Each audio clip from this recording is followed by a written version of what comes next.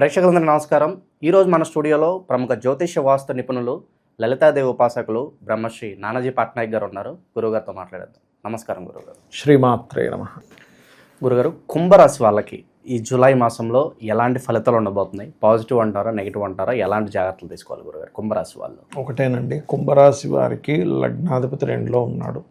So కామన్గా కూడా ఏలినాటి శని 2లో ఉంది కదా అనుకుంటూ ఉంటాం. మనం దీని గురించి ఏదో పెద్ద భయపడడం కంటే కూడా ఒకటి, ఫైనాన్షియల్ మ్యాటర్స్లో జాగ్రత్తగా ఉంటే ఏలినాటి శని ఇబ్బంది అనేది రాదు. అంటే చాలామంది 2వ స్థానంలో శని సంచరించినప్పుడు జరిగిన ఇన్సిడెంట్స్ ఏంటంటే, మా వాళ్ళకి ఏదైనా డబ్బులు ఇచ్చామండి వారంలో ఇస్తా అంటే వాళ్ళు డబ్బు తీసుకునే వాళ్ళు కూడా కొన్నిసార్లు నిజం ఉంటుంది, కొన్నిసార్లు అలాంటివి క్రియేట్ చేస్తారు. ఇంకేంటి మనకి ఫస్ట్ కొంచెం చూపించాలి, దానికి సంబంధించిన రెంటల్ అగ్రిమెంట్లు అవన్నీ చూపించాలి, దానికి 3-4 లక్షలు అవసరం ఉంది, అది చూపిస్తే బ్యాంక్ నుంచి ఒక 5 కోట్లు వస్తుంది, మీకేమైనా ఇంకో 1 లక్ష కలిపిస్తా అంటాడు. పాపం వీళ్ళు 1 లక్ష ఎక్స్ట్రా వస్తే పిల్లలకి ఏదో కొనొచ్చు కదా అని ఆశతో చేస్తూ ఉంటారు. సో కుంభం వారు మెయిన్గా ఈ యొక్క అంశంలో చాలా జాగ్రత్తగా ఉండాలి. ఒకటి. ఇక రెండవ విషయం ఏమిటి అని చెప్పి చూసుకున్నట్లయితే, ఇక్కడ వివాహ నిర్ణయాల విషయంలో ప్రత్యేకంగా ఇక్కడ లగ్నంలో రాహు ఉన్నప్పుడు సినిమా ఫీల్డ్ ఇట్లాంటి అవకాశాలు వస్తాయి. కాకపోతే సప్తమంలో కుజకేతువులు ఉన్నారు కాబట్టి కొన్నిసార్లు వీళ్ళ తోబుట్టువుల వల్ల, లేకపోతే వీళ్ళు చేస్తున్న జాబు వల్ల, కొంత ఉద్యోగ సంబంధించిన విషయంలో ఉండే లోటు వల్ల వీళ్ళకి వివాహ సంబంధించిన విషయాలు సరిగ్గా సెట్ అవ్వవు. ఇది కొంచెం చూసుకోవాలి. అదొక కారణంగా చూపిస్తూ ఉంటారు. కాకపోతే 2లో శని ఉన్నాడు కదా అని భయపడాల్సిన పని ఏం లేదు. అంటే ఏలినాటి శని ఎండింగ్లో ఉంది కదా, మీరు సింపుల్గా డైలీ ఒక్కసారైనా సరే ఉదయం పూట ఆంజనేయ స్వామి ఆలయానికి కానీ, గణపతి ఆలయానికి కానీ వెళ్ళినా, లేకపోతే మనకి సామూహికంగా చండీ పారాయణాలు జరుగుతుంది, అటువంటి ప్రదేశాలు వెళ్ళినా చాలా బాగుంటుంది. అటువంటి వాటికి వెళ్ళినా సరే చాలా బాగుంటుంది. అయితే ఇక్కడ ఏంటంటే ప్రధానంగా మనకి ఈ 4th లార్డ్ 4th హౌస్లో ఉన్నందుకు వీళ్ళు ఎప్పటి నుంచో అనుకుంటున్న ప్రాపర్టీ ఇక్కడే కాకుండా విదేశాల్లో కొనుక్కోవడానికి ట్రై చేస్తుంటారు చూసారా, అలాంటి వాళ్ళకి చాలా బాగుంటుంది చెప్పాలంటే. ఏదైనా కొత్త కోర్సెస్ చేయడానికి, చదవడానికి, ఇటువంటి వాటికి చాలా బాగుంది వీళ్ళకి చెప్పాలంటే. ఓకే. శుభకార్యాలు జరగడానికి ఏదైనా ఆస్కారం కనిపిస్తుంది గురుగారు? గృహ ప్రవేశాలు కావచ్చు, వివాహాలు కావచ్చు? ఉంది. ఎందుకంటే 4లో శుక్రుడు ఉన్నప్పుడు శుభగ్రహం సహజంగా ఇక్కడ ఏంటంటే శుభకార్యాలు శుభగ్రహాల వల్ల జరుగుతాయి. గురువు దృష్టి లగ్నం మీద ఉంది, అంటే కుంభం మీద ఉంది, 4లో శుభగ్రహం ఉంది. ఇలా ఉంటూ 6లో మళ్ళీ ఇంకో శుభగ్రహం, కాబట్టి 6లో శుభగ్రహాలు మంచిది కాదు. దీనివల్ల ఏమిటంటే తొందరపాటు పడి బిజినెస్లోకి ఎంటర్ అవ్వడం లాంటివి చేయకూడదు 6లో బుధుడు ఉన్నప్పుడు. ఇంకోటి ఏంటి అంటే, కొంతమంది అప్పు చేసి మరి బిజినెస్ స్టార్ట్ చేస్తారు, అది ఓవర్గా చేస్తారు. సహజంగా బాగా బిజినెస్ చేసేవాళ్ళు ఒకటే మాట అంటారు, నువ్వు అప్పు చేసి చేయమని అంటారు, ఎందుకంటే అప్పుడు భయం ఉంటుందని. కానీ ఓవర్ చేయకూడదు కదా, అట్లా ఎక్కువ అప్పులు చేసి చేయడం వల్ల ఇబ్బంది వస్తుంది. ఇక్కడ అదొక్కటి ప్రధానంగా చూసుకోవాలి. అండ్ సంతానం కోసం చేసే ప్రయత్నం కూడా ఫలిస్తుంది.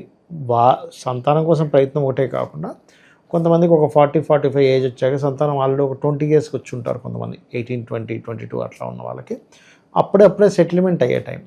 వీరికి ఏంటంటే పంచమంలో గురువు నడుస్తున్నందుకు సంతాన సెటిల్మెంట్కి మంచి ఇదిగా చెప్పుకోవచ్చు మనం అక్కడ. ఇక స్టాక్ మార్కెట్లోను, రియల్ ఎస్టేట్లోను పెట్టుబడులు పెడుతూ ఉంటారు. ఇది కరెక్ట్ సమయమేనంటారు ఆ ఇన్వెస్ట్మెంట్స్కి?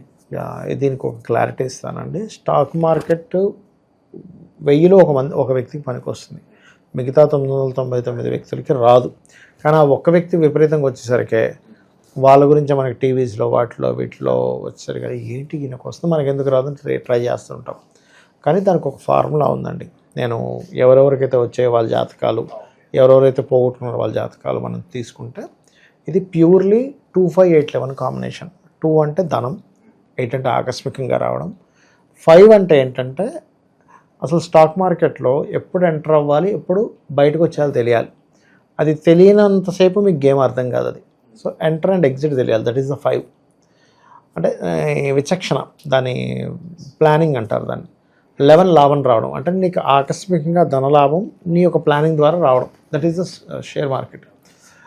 ఇది ఎవరికైతే 2-5-8-11 కాంబినేషన్ బాగుంది, ఎక్కడ సంబంధం పాపగ్రహాలతో పాడవకుండా ఉంటూ కనీసం ఒక్కటైనా కానీ వీళ్ళకి విపరీత రాజయోగం కానీ నీచభంగ రాజయోగం కానీ ఉండాలి. అప్పుడు వీళ్ళు ఏ షేర్ కొన్నా లెగుస్తుంది. 10% మిస్ అయినా 90% వీళ్ళకి సక్సెస్ ఉంటుంది.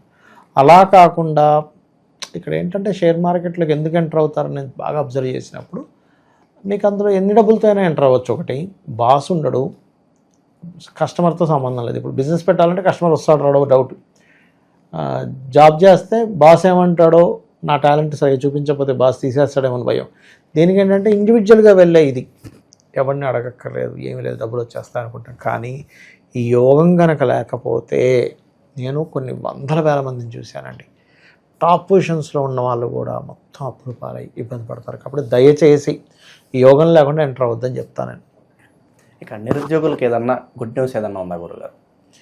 నిరుద్యోగుల కంటే ఒకటేనండి, ఇక్కడ కుంభలగ్నానికి 10th లార్డ్ కేతుతో ఉన్నాడు.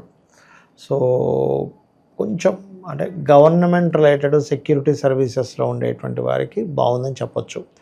అలాగే నిరుద్యోగులకి ఇక్కడ అంటే మీరు అడిగారు కాబట్టి, ఈ మంత్ వీళ్ళు కొంచెం ఏదైనా కోర్స్ ఏదైనా చేసి అప్గ్రేడ్ అవ్వడానికి చేసే ప్రయత్నం మాత్రం ఖచ్చితంగా ఫలిస్తుంది. ఎందుకంటే గురుదృష్టి ఉంది. 10th లార్డ్ వెళ్ళి సప్తమంలో కేతువుతో ఉన్నప్పటికీ, అది 4th లార్డ్ 10th లార్డ్ ఇద్దరు ఎప్పుడైతే కేంద్రాల్లో ఉంటారో, ఉద్యోగంలో చేస్తున్న ఉద్యోగంలో ఇంకొంచెం డెవలప్మెంట్ కోసం 1-2 months కోర్స్ చేసి డెవలప్ అవుతారు చూసారా, అటువంటి వాటికి చాలా బాగుంది. అండ్ ఇండివిజువల్గా గురుగారు కొంతమంది కొన్ని జాబ్స్ చేస్తూ ఉంటారు, వాళ్ళకి పెద్దగా గ్రోత్ ఉండదు. సో ఈ రాశి వాళ్ళకి ఏదన్నా కాస్త శాలరీ పెరగడం కావచ్చు, మంచి ఆఫర్లు రావడం కావచ్చు, అలాంటిది ఏమైనా ఎక్స్పెక్ట్ చేయవచ్చు? వీళ్ళకి ఏదైనా ఆఫర్స్ రావాలన్నా, గ్రోత్ పెరగాలన్నా, ఇక్కడ నుంచి వేరే దేశాల్లో ఉండే జాబ్స్, నైట్ టైం చేసే జాబ్స్ అటువంటివి వస్తాయి. వీళ్ళు ఆన్లైన్లో ఏదైనా కోర్సెస్ చేస్తారండి ఇప్పుడు, దానివల్ల పెరుగుతాయి వీళ్ళకి, అందులో ఎటువంటి డౌట్ లేదు. ఇంకా బాగా వీళ్ళకి కెరియర్ పరంగా బాగుండాలి అంటే కనుక, నవగ్రహాల్లో రాహు కేతు కుజ ఈ 3 గ్రహాల దగ్గర దీపారాధన చేయడము.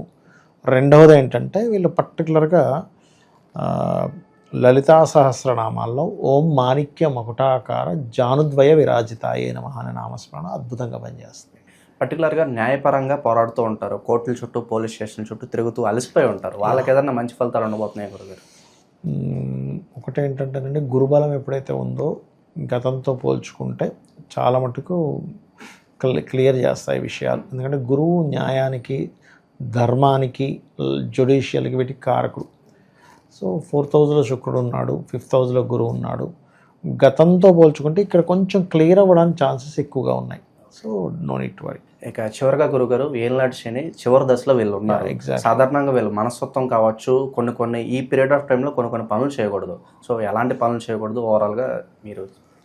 ఒకటేనండి, ఇక్కడ మనం ఒక్కోసారి ధైర్యం చేస్తాం, మంచిదే అది. కానీ ఇక్కడ కొన్నిసార్లు ఏమవుతుంటుందంటే, పార్ట్నర్స్ని తీసుకునే విషయంలోని, జీవిత భాగస్వామిని ఎంపిక చేసుకునే విషయంలో మీరు చూస్తూ ఉంటారు వీడియోస్లోని అక్కడెక్కడ, ఎవరో ఏదో సోషల్ మీడియాస్లో ఒక మాట అనడం ద్వారా అది వైరల్ అయిపోయి దానివల్ల తలనొప్పులు వస్తూ ఉంటాయి. మొన్న చూడండి, సరదాగా ఏదో రాజేంద్ర ప్రసాద్ గారు ఆయన అంటే అదొక వైరల్ అయిపోయింది. పాప ఆయన తర్వాత బాధపడి మళ్ళీ ఇంకో ఇంటర్వ్యూ ఇచ్చి ఇది చేశాడు. వాళ్ళిద్దరి మధ్య అండర్స్టాండింగ్ ఉంది, కానీ ఆ మాట అనడం చాలా ఇది. అంటే కమ్యూనికేషన్స్ చాలా జాగ్రత్తగా ఉండాలి. ఎక్కడ ఏం మాట్లాడాలో తెలియాలి.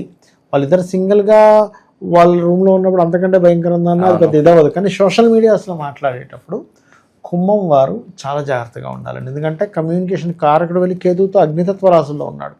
అంటే ఏమవుతుంది, ఒక మాట అగ్నిలాగా ఉంటుందన్నమాట.